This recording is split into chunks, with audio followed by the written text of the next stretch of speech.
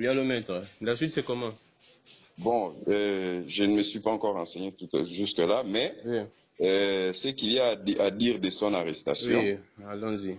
c'est que des inspecteurs judiciaires sont arrivés chez lui autour de 5h, 6h, Oui, et qui étaient en tenue civile. oui, Ils ont commencé d'abord par désarmer sa garde rapprochée qui était là, et hum, lui ont présenté les mandats, oui, mais alors qu'il n'avait même pas montré un seul signe pour s'opposer, oui, on l'a braqué euh, une arme, oui. et c'est comme ça qu'on l'a pris de force pour l'amener.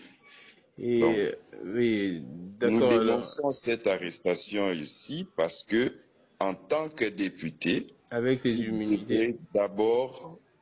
ces immunités devraient d'abord être levées au préalable Oui, avant toute arrestation.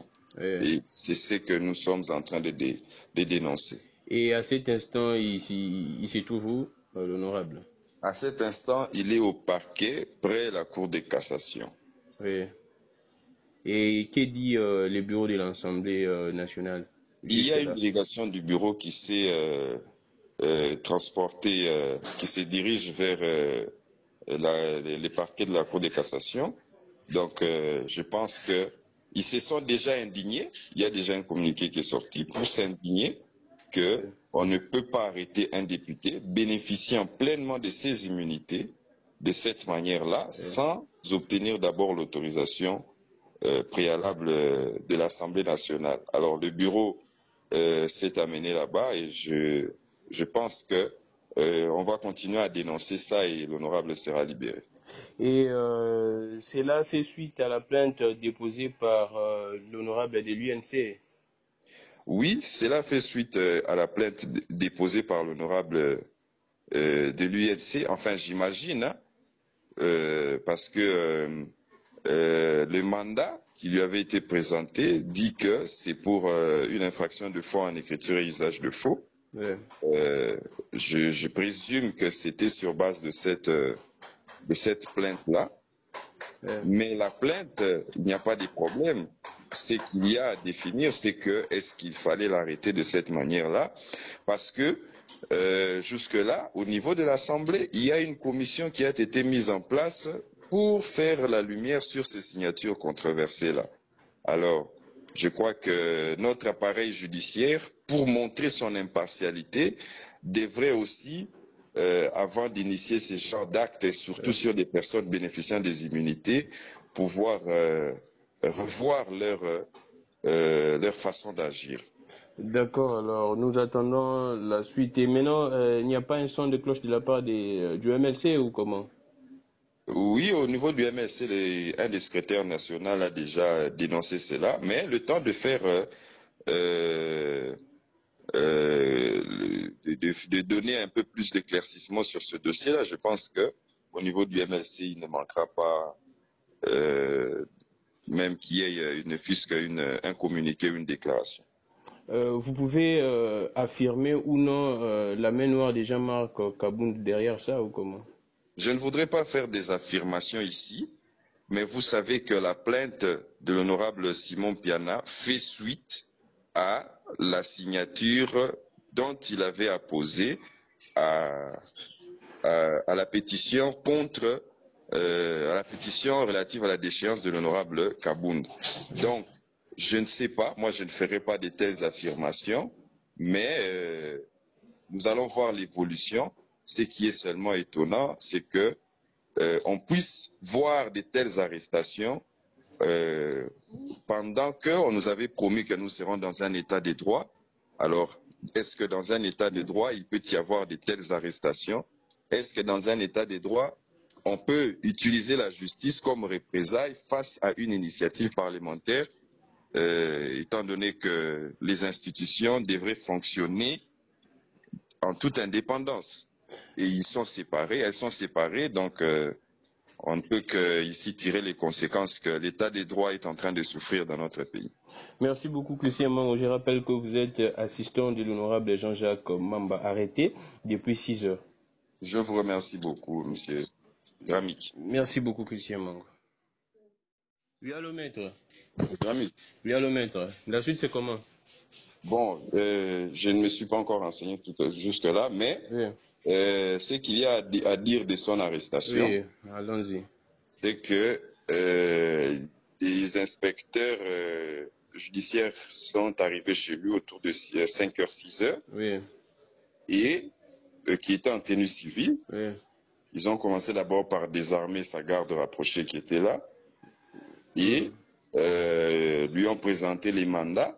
oui, Mais alors qu'il n'avait même pas montré un seul signe pour s'opposer, oui, on l'a braqué euh, une arme, oui. et c'est comme ça qu'on l'a pris de force pour l'amener. Donc, Et, oui, nous d'accord, alors, dénonçons cette arrestation ici parce que, en tant que député, avec ces immunités. ces immunités devraient d'abord être levées au préalable Oui, avant toute arrestation. oui. Et c'est ce que nous sommes en train de dénoncer. Et à cet instant, il se trouve où, l'honorable? À cet instant, il est au parquet près de la Cour de cassation. Oui. Et que dit le bureau de l'Assemblée nationale Il y a une jusque-là? délégation du bureau qui s'est transportée, qui se dirige vers les parquets de la Cour de cassation. Donc, je pense que ils se sont déjà indignés. Il y a déjà un communiqué qui est sorti pour s'indigner que Oui, on ne peut pas arrêter un député bénéficiant pleinement de ses immunités de cette manière-là, oui. sans obtenir d'abord l'autorisation préalable de l'Assemblée nationale. Alors, le bureau s'est amené là-bas, et je pense que on va continuer à dénoncer ça, et l'honorable sera libéré. Et cela fait suite à la plainte déposée par l'honorable de l'UNC. Oui, cela fait suite à la plainte déposée par l'honorable de l'UNC, enfin j'imagine, hein, parce que le mandat qui lui avait été présenté dit que c'est pour une infraction de faux en écriture et usage de faux. Ouais, Euh, je présume que c'était sur base de cette plainte-là. ouais. Mais la plainte, il n'y a pas de problème. Ce qu'il y a à définir, c'est que est-ce qu'il fallait l'arrêter de cette manière-là? Parce que jusque-là, au niveau de l'Assemblée, il y a une commission qui a été mise en place pour faire la lumière sur ces signatures controversées-là. Alors, je crois que notre appareil judiciaire, pour montrer son impartialité, devrait aussi, avant d'initier ce genre d'actes, et surtout sur des personnes bénéficiant des immunités, pouvoir revoir leur façon d'agir. D'accord, alors nous attendons la suite. Et maintenant, il n'y a pas un son de cloche de la part du MLC ou comment? Oui, au niveau du MSC, un des secrétaires nationaux a déjà dénoncé cela, mais le temps de faire euh, de donner un peu plus d'éclaircissement sur ce dossier-là, je pense que au niveau du MSC, il ne manquera pas euh, même qu'il y ait ne fût-ce qu'un communiqué ou une déclaration. Vous pouvez affirmer ou non la main noire de Jean-Marc Kabound derrière ça ou comment? Je ne voudrais pas faire des affirmations ici, mais vous savez que la plainte de l'honorable Simon Piana fait suite à la signature dont il avait apposé à, à la pétition à la pétition relative à la déchéance de l'honorable Kabound. Donc, je ne sais pas, moi je ne ferai pas de telles affirmations, mais nous allons voir l'évolution. Ce qui est seulement étonnant, c'est que on puisse voir de telles arrestations euh, pendant qu'on nous avait promis que nous serons dans un état de droit. Alors, est-ce que dans un état de droit, il peut y avoir de telles arrestations? Est-ce que dans un état de droit, on peut utiliser la justice comme représailles face à une initiative parlementaire, étant donné que les institutions devraient fonctionner en toute indépendance?